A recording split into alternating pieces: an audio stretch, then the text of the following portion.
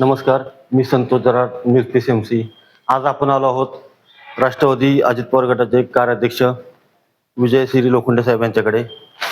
तर लोखंडे साहेब, तुमचा सर्वप्रथम त्या पदाची जबाबदारी दिल्याबद्दल तुमचं हार्दिक अभिनंदन. सर्वात महत्त्वाचा प्रश्न म्हणजे तुम्ही ह्या पदापर्यंत तुमची वाटचाल कशी होती? नमस्कार, मी विजय तुकाराम लोखंडे, प्रभाग क्रमांक 8 मध्ये राहतो. मी राष्ट्रवादी काँग्रेस पक्षाच्या स्थापनेपासून 1999 साली पक्षाची स्थापना झाली. त्या दिवसापासून मी प्रभाग अध्यक्ष म्हणून काम केलं. प्रभाग अध्यक्षाच्या नंतर मी पक्षाचा त्या ठिकाणी OBC संघटनेचा अध्यक्ष म्हणून काम केलं. त्यानंतर मी सेवा दलाचा अध्यक्ष म्हणून काम केलं. त्यानंतर दादांनी मला महापालिकेच्या शिक्षण मंडळाच्या सभापती म्हणून काम करण्याची संधी दिली. आता मी पक्षाचा कार्याध्यक्ष म्हणून त्या ठिकाणी अजितदादांनी मला संधी दिलेली आहे. असा प्रवास माझा कुठलीही राजकीय पार्श्वभूमी नसताना माझ्यासारख्या सर्वसामान्य कार्यकर्त्याला माननीय अजितदादांनी इथपर्यंत काम करण्याची संधी दिलेली आहे. आणि इथून पुढच्या काळामध्ये देखील मी पक्षाचं अतिशय चांगल्या पद्धतीनं आणि विश्वासानं काम करणार आहे, अशी ग्वाही या निमित्ताने मी या ठिकाणी देऊ इच्छितो. आता अजितदादांनी तुमच्यावरती जेवढा विश्वास दाखवलेला आहे, कार्याध्यक्ष पदाची जबाबदारी दिलेली आहे, त्याच्या संदर्भात तुम्ही काय सांगता की तुमच्या भविष्यामध्ये काय प्लॅन आहे? कार्याध्यक्ष म्हणून मला संधी दिल्याच्या नंतर मला असं वाटतं की पिंपरी चिंचवड शहरामध्ये पक्ष संघटना शेवटच्या तळागाळातील कार्यकर्त्यांच्या पर्यंत जाऊन त्या ठिकाणी पक्षाचं काम करण्याची माझी इच्छा आहे. सर्वसामान्य या शहरातले कामगार असतील, सर्वसामान्य नागरिक असतील, तरुण मित्र असतील, ज्येष्ठ नागरिक असतील, ह्या सगळ्यांना संघटनेच्या प्रवाहामध्ये घेऊन पक्षाचा विचार आणि अजितदादांच्या कामाची त्या ठिकाणी करण्याची जी काही त्यांची सचोटी आहे ती सर्वसामान्य नागरिकापर्यंत पोहोचवायची, अशी माझी जबाबदारी या ठिकाणी मी पार पाडणार आहे. आता स्थानिक स्वराज्य संस्थांच्या निवडणुका असताना अजितदादा एवढी मोठी जबाबदारी तुमच्याकडे दिलेली आहे आणि तुमच्या समोर भाजप सारखा तगडा पक्ष आहे. तर त्या पक्षाच्या विरोधात लढून जास्तीत जास्त जागा आणण्यासाठी तुम्ही काय मास्टर प्लॅन बनवलाय का? आता खऱ्या अर्थानं निवडणुका लागलेल्या आहेत. या निवडणुकीच्या काळामध्येच अजितदादांनी माझ्यावरती एक मोठी जबाबदारी दिलेली आहे. परंतु ही जबाबदारी पार पाडत असताना मी या शहरामध्ये पिंपरी, चिंचवड आणि भोसरी असे 3 विधानसभा मतदारसंघ येतात. या 3 विधानसभा मतदारसंघामध्ये पक्षाची संघटना बळकटपणे त्या ठिकाणी उभारून भविष्यामध्ये आता आमच्याकडं या ठिकाणी जे काही भाजपची सत्ता आहे, परंतु ही सत्ता देखील आम्ही त्या ठिकाणी आमची सत्ता राष्ट्रवादी काँग्रेस पक्षाची या शहरामध्ये आणू शकतो. कारण आमच्याबरोबर अजितदादांचे कामाचं त्या ठिकाणी मार्गदर्शन आम्हाला आहे. या पिंपरी चिंचवड शहरामध्ये दादांचा कामाचा मोठा झपाटा आहे. आमच्याबरोबर एक सुशिक्षित आणि शिक्षित अनुभवी मंडळी आहे. म्हणजे अण्णा बनसोडे असतील, ते त्या ठिकाणी विधानसभेचे उपाध्यक्ष आहेत. योगेशजी बहल असतील, माजी आमदार विलास लांडे असतील, अजितजी गव्हाणे असतील, त्या ठिकाणी राहुल भोसले असतील, भाऊसाहेब भोईर असेल, त्या ठिकाणी मोरेश्वर बोंडवे असतील, मंगलाताई कदम असतील, त्या ठिकाणी कविताताई आल्हाट असतील. अशी ताकदीची आणि अनुभवी फळी आमच्या बरोबर काम करायला आहे.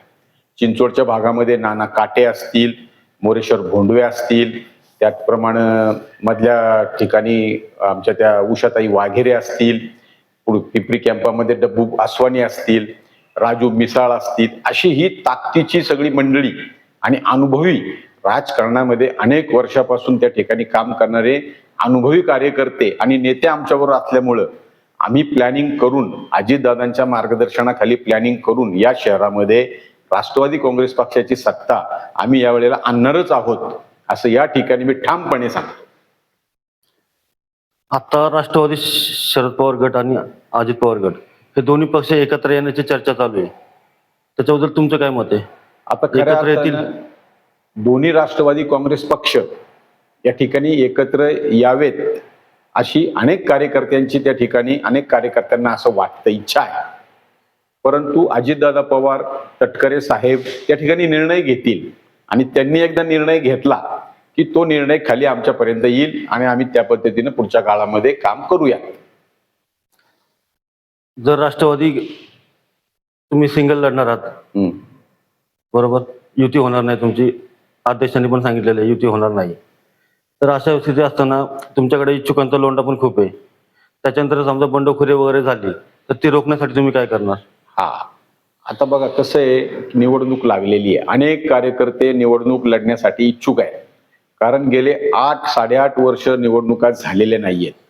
त्याच्यामुळं निवडणुकांच्या मध्ये निवडणूक लढण्यासाठी अनेक कार्यकर्ते इच्छुक आहेत. परंतु एकदा पक्षानं उमेदवारी दिली की बाकीच्या कार्यकर्त्यांना त्या ठिकाणी भेटून, माझ्यासारखा कार्यकर्ता आणखी कार्यकर्ते बरोबर घेऊन आम्ही त्या कार्यकर्त्याला कन्व्हिन्स करण्याचा प्रयत्न करणार आहोत. कारण काम करणारं नेतृत्व म्हणजे आमचे राष्ट्रीय अध्यक्ष अजितदादा पवार आहेत आणि त्यांच्यावरती विश्वास आहे कार्यकर्त्यांचा की दादा त्या ठिकाणी खूप चांगलं काम करतात. आणि म्हणून प्रत्येक जो एखादा कार्यकर्ता जर चुकीच्या मार्गाने चालला असेल किंवा एक वेगळा विचार करत असेल तर त्याला कार्याध्यक्ष म्हणून त्याला भेटून त्याला समजून सांगून पुन्हा एकदा पक्षाच्या ठिकाणी त्या ठिकाणी त्याला पक्षाच्या विचारामध्ये आणणार, असं काम भविष्यामध्ये मी करणार आहे. आता भाजप सारखं तगडं आव्हान तुमच्या समोर आहे आणि अजितदादांनी पूर्ण पिंपरी चिंचवड शहर घडवलेलं हे विरोधी पक्षही मानतात. अशा परिस्थितीमध्ये लक्ष्मण जगताप किंवा महेश लांडगे यांनी मागच्या वेळेस सत्ता खेचून आणली होती. तर ह्या वेळेस त्यांच्या हातून परत सत्ता खेचून आणण्यासाठी तुम्ही काय करताल? आता मी तुम्हाला मागाशीच म्हणालो की आमच्याकडं एकदम शिक्षित कार्यकर्ते आहेत.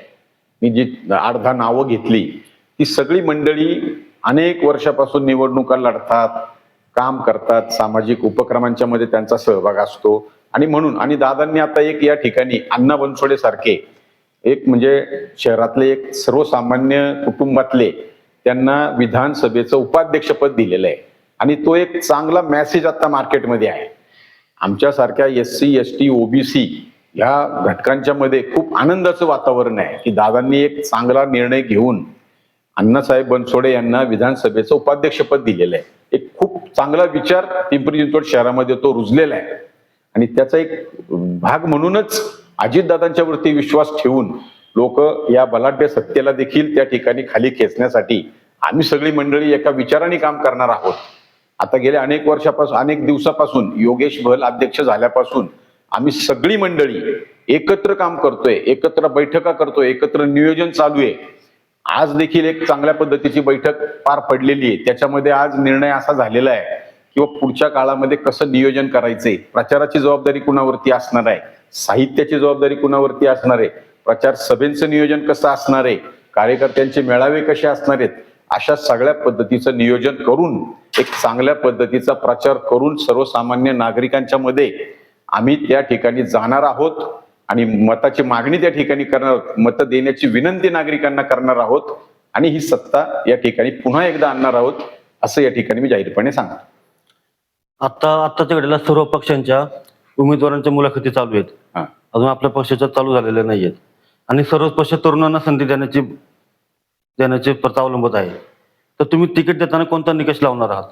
नाही, आता कसं आहे की आमची एक कार्ड कमिटी आहे, राष्ट्रवादी काँग्रेस पक्षाची कार्ड कमिटी आहे. कार्ड कमिटीने देखील त्या ठिकाणी काही निकष ठरवलेले आहेत की ह्या होऊ घातलेल्या महापालिकेच्या निवडणुकीमध्ये कुणाला तिकीट द्यायचंय, कुणाला नाही द्यायचंय किंवा काय क्रायटेरिया लावलाय ते सगळं त्यांनी ठरवलेलं आहे. कार्ड कमिटी दादा त्या ठिकाणी ठरवतात. अजितदादा पवार स्वतः त्या ठिकाणी मुलाखती घेतात. त्याच्यामध्ये कार्यकर्त्याची प्रत्येक गोष्ट तपासली जाते, महिला कार्यकर्त्याची प्रत्येक गोष्ट तपासली जाते, तो किती वर्षापासून पक्षामध्ये काम करतो आहे हे सगळं बघूनच त्याला त्या ठिकाणी उमेदवारी फायनल दिली जाते. आता भाजप पक्षाने 100 पारचा नारा दिलेला आहे पिंपरी चिंचवडमध्ये, तर आपण काय सांगता आपल्या पक्षाबद्दल? आता समोरच्या पक्षानं तसा नारा दिलेला आहे, परंतु आमचं देखील त्या ठिकाणी म्हणणं आहे की अजितदादांनी केलेल्या विकासाच्या जोरावरती आणि शहरातल्या नागरिकांच्या विश्वासावरती आम्ही या शहरामध्ये बहुमत, एक हाती बहुमत, मी आकडा सांगत नाही परंतु बहुमत आम्ही आणणार आहोत आणि पुन्हा एकदा पिंपरी चिंचवड शहराचा एक चांगल्या पद्धतीचा विकास भविष्यामध्ये माननीय अजितदादांच्या मार्गदर्शनाखाली आम्ही सगळी मंडळी करणार आहोत, असं या ठिकाणी मी नमूद करतो. अजून महत्वाचा प्रश्न, ह्या पंचवार्षिक मध्ये राष्ट्रवादी पक्ष जनतेसमोर कोणते मुद्दे घेऊन जाणार आहेत, कोणत्या मुद्द्यावरती इलेक्शन लढणार आहे?